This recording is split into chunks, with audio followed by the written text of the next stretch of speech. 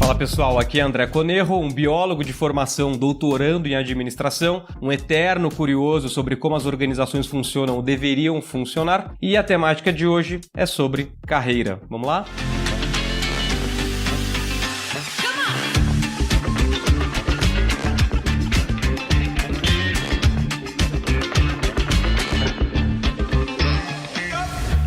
Bem, então nós estamos nesse entretempos do Entre Linhas SA, período no qual eu, Pedro Próquino e Gabi Teco escolhemos 3 episódios, aqueles que tiveram maior audiência, para que a gente pudesse debater e trazer a nossa visão de maneira autoral acerca de alguns temas que nos chamaram a atenção durante aquele episódio. E neste terceiro e último que eu estou comentando é o episódio sobre Seja Egoísta com a Sua Carreira, que de longe é o episódio com maior engajamento e maior número de ouvintes e streamings que nós tivemos em todas as plataformas. E, coincidências ou não, foi o primeiro episódio que nós trouxemos um convidado, que foi o Luciano Santos, que justamente é executivo de longa data e escritor do livro Seja Egoísta com a Sua Carreira.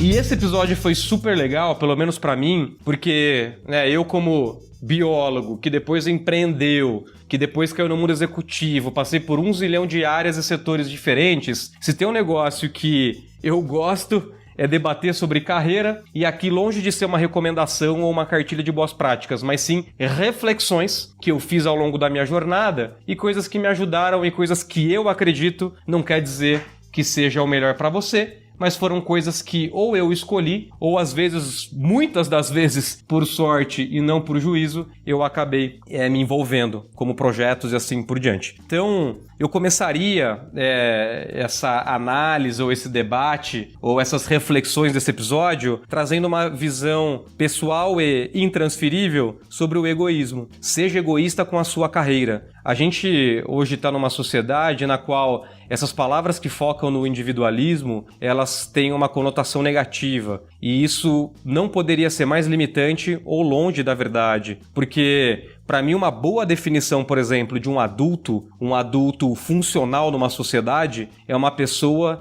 que cuida dos outros, que tem a competência e a habilidade de transbordar. E para você ter a competência e a habilidade de transbordar, de cuidar dos outros, isso significa que, num primeiro momento, você cuidou de si, você olhou para si. Então, para mim, aqui a metáfora que mais funciona é aquela quando a gente entra num avião e nas demonstrações de segurança antes do avião levantar voo, a equipe de bordo fala o seguinte: olha, em cenário de despressurização, você primeiro coloca a máscara em si mesmo para depois ajudar a outra pessoa. Porque de nada adianta, se você não tiver com seu nível de energia, se você não estiver disposto, se você não estiver com oxigênio, você não consegue ajudar o outro. Então, o egoísmo, ele funciona. É como nós, nessa terra, a gente transita e faz as coisas acontecerem ao encontro dos nossos interesses. Super saudável. Acho que o egoísmo que sai um pouco da saudabilidade é aquele, como tudo na vida, está em desequilíbrio. Tudo isso para dizer que ser egoísta com a sua carreira é um traço bom. E eu queria desmistificar um pouco, então, essa palavra. E trazendo o meu entendimento, de novo, pessoal e intransferível, o que para mim, André Conerro, significa carreira e significa trabalhar numa empresa. Eu costumo dizer, sem medo de errar, que tem 2 plataformas que mais te desenvolvem como ser humano. Não sei dizer exatamente a ordem, porque alguns escolhem um caminho e não o outro. Então aqui não é sobre uma hierarquia, mas casamento e trabalhar numa empresa são as 2 grandes plataformas de autodesenvolvimento. E foi assim que eu, pelo menos André, encarei a minha carreira inteira. Por isso que eu sempre fui muito curioso e busquei trabalhar em ambientes dos mais diferentes, em setores dos mais diferentes, em cadeiras das mais diferentes, porque eu realmente acredito e acreditei e continuo acreditando que, de fato, trabalhar numa companhia é onde você mais consegue se desenvolver como indivíduo. Até porque o seu eu profissional ou a sua capacidade de liderar, ela está contida no seu eu completo. Ou seja, nada que estar contido em pode ser maior do que aquilo que a contém. Olha que frase importante. Nada que está contido em pode ser maior do que aquilo que a contém. O que isso significa, de maneira muito clara e física praticamente, é que a sua capacidade de liderar E a sua competência profissional nunca será maior do que quem você é ou em que ou em quem você se desenvolveu como indivíduo. Por isso que essa interpretação, eu acho que ela é super poderosa. E isso traz algumas questões para mim que guiaram toda a minha carreira. Uma delas foi a questão de empilhar conhecimentos. Então, eu sempre acreditei no caminho do generalista, que longe de ser o único e longe de ser o melhor, mas era o que funcionava para mim e o que continua funcionando para mim. Para mim, o que significa empilhar conhecimento? Significa você ter uma caixa de ferramentas extremamente ampla, a qual você consegue alocar os seus dons e talentos num lugar A e ou num lugar B. Aquilo muito que a gente fala no Entre Linhas, né? Que para você ser estratégico com a sua carreira, você deveria ter planos de A a Z, para você nunca ficar na mão de uma pessoa, de um CNPJ. Então, eu que já tive um turno, por exemplo, em cadeiras estratégicas de negociação, uma das primeiras coisas que você aprende em estratégia de negociação é uma estratégia que a gente chama de BATNA. BATNA é um acrônimo que do inglês significa a segunda melhor alternativa para o que você tem na mão. Então, quando você está numa cadeira de negociação, e carreira sempre é uma negociação, quanto melhor é a sua segunda opção de carreira, ou seu plano B, melhor, mais bem posicionado, de maneira estratégica você está na sua carreira A. Então, você pode tomar decisões mais ousadas, você pode tomar mais risco, porque você tem um plano B que ele é tão bom quanto o plano A. Então, também o que eu percebo é que profissionais que agiram com muita cautela, com muito medo, com questões de preocupações brutais, e se eu for demitido? O que eu vou fazer se eu não tiver esse lugar? São pessoas que jogam o jogo de maneira muito mais conservadora, elas tiveram carreiras menos aceleradas, e não é um problema, é só uma constatação, e elas também tiveram carreiras menos alavancadas, o que também não é um problema e não é uma constatação. Então eu, André, sempre busquei na minha carreira plural empilhar habilidades e depois ter planos de A a Z, para isso, inclusive, fortalecer o plano A, porque significa que o plano A é uma escolha, não é uma necessidade. Olha que coisa bonita, você trabalhar em um lugar, em um projeto com uma pessoa porque você escolheu e não porque você precisou. É um nível de potência e de relacionamento muito diferente. E aí que eu entro em um dos princípios que eu entrei em contato em um dos meus processos terapêuticos, que foi a constelação familiar, extremamente poderoso, e que eu conheci as 3 regras do amor do Bert Hellinger, sobre sistemas, como que funciona um sistema. Em um grupo de trabalho e uma companhia, nada mais é do que um sistema. Você tem que ter uma visão sistêmica para liderar uma companhia ou para trabalhar em uma companhia, porque ele depende mais de uma peça. E as 3 regras aqui do Bert Hellinger, que eu passei a fazer um paralelo com as organizações, ou seja, organizações saudáveis, times saudáveis, carreiras saudáveis, elas expressam esses princípios que o Bert Hellinger, o pai da constelação familiar, cunhou, são o seguinte: primeiro, hierarquia. O que veio antes, veio antes. E a gente tem que honrar e respeitar. Então, quando, por exemplo, a gente tem um desafio familiar, a energia não está fluindo numa família, pode perceber que alguma hierarquia foi desonrada ou desrespeitada. Porque em família, o vô veio antes do pai, que veio antes do filho. E apesar de não ser algo incondicional, a gente deveria honrar e respeitar aqueles que vieram antes. Isso não significa que você só tem que promover pessoas numa organização só porque elas estão lá há mais tempo. Numa organização essa não é a lógica. A organização é a lógica da competência de resolver problemas da maneira certa. É essa hierarquia que tem que ser respeitada. E quando ela não é respeitada, tem problemas de engajamento. Quando evidências de que essa meritocracia ela foi rompida, você tem desengajamento organizacional muito forte. A outra regra do Bert Hellinger, que eu acho que é super pertinente, é o equilíbrio entre dar e receber. Então, por exemplo, se você trabalha numa empresa e que você tem a percepção que você está recebendo menos do que você está dando, isso no longo prazo é a receita para o seu desengajamento. E o contrário, se você percebe que na sua empresa você está dando muito menos do que você recebe, e aqui em termos de dar pode ser seu trabalho, pode ser sua presença, pode ser ideias, em termos de receber pode ser salário, pode ser ambiente, pode ser aprendizado, pode ser crescimento, também o sistema sofre, está em desequilíbrio. E a última regra é o todo mundo tem o direito e o dever de pertencer. Então pode perceber que quando um grupo, a energia num grupo não está fluindo, é quando algum membro daquele time, daquele grupo, daquela empresa não está exercendo o seu direito e ou o seu dever de pertencer. Quando o grupo exclui uma peça fundamental ou quando essa peça se exclui daquele grupo. Essas regras para mim são fundamentais e eu passei a utilizá-las para mapear e entender, primeiro, se o ambiente que eu estou atuando ou entrando, ele está saudável e, se não está, o que eu preciso fazer para mover esse ambiente rumo à saudabilidade. Então acho que essa é uma questão fundamental também para pensar. E muitas das coisas também que guiaram a minha carreira, então eu defini um pouco eu defendi um pouco o egoísmo, eu trouxe no meu entendimento o que significa carreira, que são plataformas de autodesenvolvimento, falei de um conceito da segunda melhor alternativa para você negociar melhor o seu trabalho ou, enfim, a sua carreira, ter alternativas te fortalece, e também falei ali das 3 regras da constelação familiar do pensamento sistêmico que são aplicados para organizações.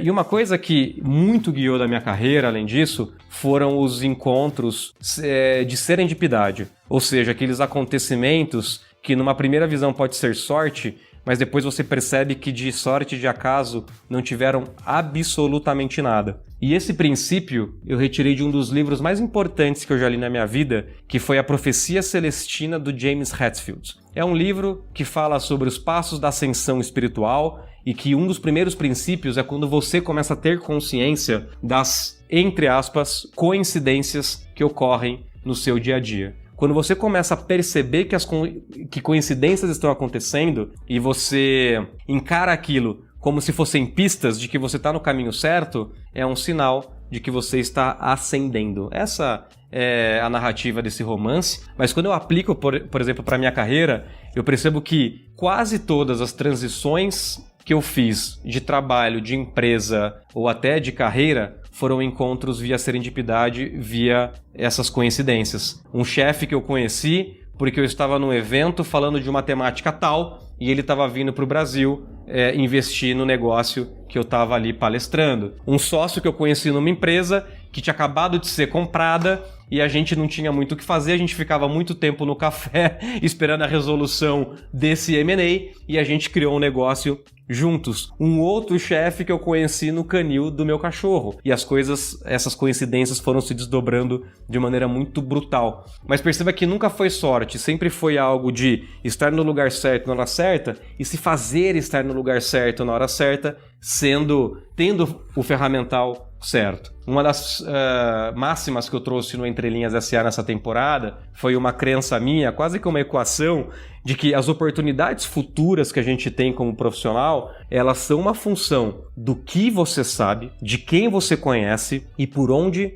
você transita. E eu vou repetir porque isso é fundamental. As oportunidades futuras da nossa carreira, elas são uma função do que você conhece, de quem você conhece e por onde você transita.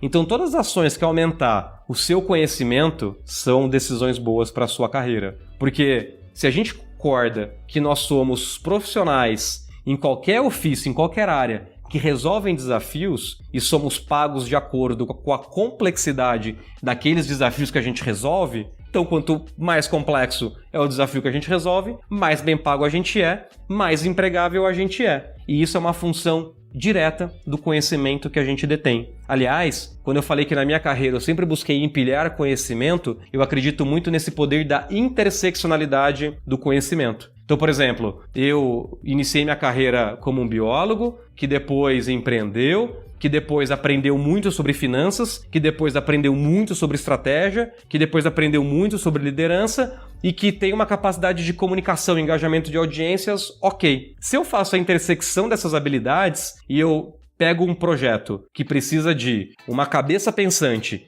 que saiba engajar audiências, que entende de finanças, que tem um pensamento estratégico e também para atuar no setor de biotecnologia, cara, quando eu faço a intersecção de tudo isso, eu não sou o melhor em cada uma dessas habilidades isoladas, mas quando eu faço a interseccionalidade delas, eu talvez seja um dos únicos para liderar ou lidar com aquele projeto, com aquela iniciativa ou com aquela companhia. Então perceba que na frente de desenvolver, ou é tudo sobre o que você sabe, tem a ver com o desenvolvimento pessoal, intelectual e a interseccionalidade dessas habilidades. As oportunidades futuras são uma função do que você sabe e de quem você conhece. Quem você conhece. Ainda mais num mundo onde a inteligência artificial, tanto a preditiva quanto a generativa, ela já vem numa ótica acelerada de substituição, e não somente de aumento, mas de substituição de tarefas, e que buscam ao máximo trazer eficiências de custo e despesa para as companhias, o que nos faz insubstituíveis são as habilidades contra-intuitivamente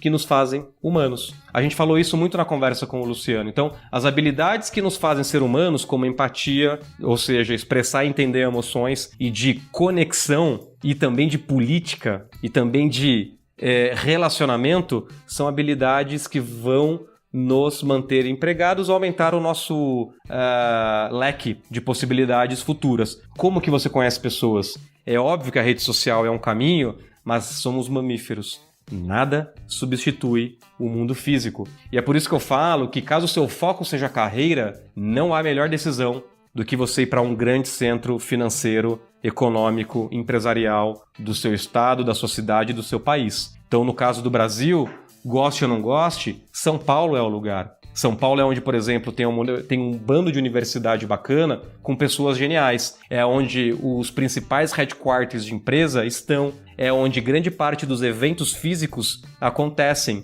Esse não é um ode ao retorno ao trabalho físico. Eu entendo que tem o benefício dessa flexibilidade do trabalho híbrido. Mas não nos enganemos. Não nos conectarmos fisicamente com pessoas não nos coloca numa posição estratégica. Muito pelo contrário. E as oportunidades futuras também são uma função de por onde você transita, que tem exatamente a ver com esses acontecimentos de sorte e serendipidade que eu trouxe. As coincidências bacanas, as ideias, elas acontecem no mundo físico. Eu, por exemplo, aqui agora, eu estou dentro do meu centro de pesquisa, onde eu faço parte do meu doutorado aqui na USP, que é um centro de inovação tecnológica chamado Bridge. A gente estuda plataformas digitais e ecossistemas. Em ecossistemas, a gente estuda um negócio que chama ecossistema de inovação. E o ecossistema de inovação nada mais é do que um ponto geográfico onde você junta universidade, empresas e iniciativa de governo. Por quê? Porque o encontro dessas mentes no dia a dia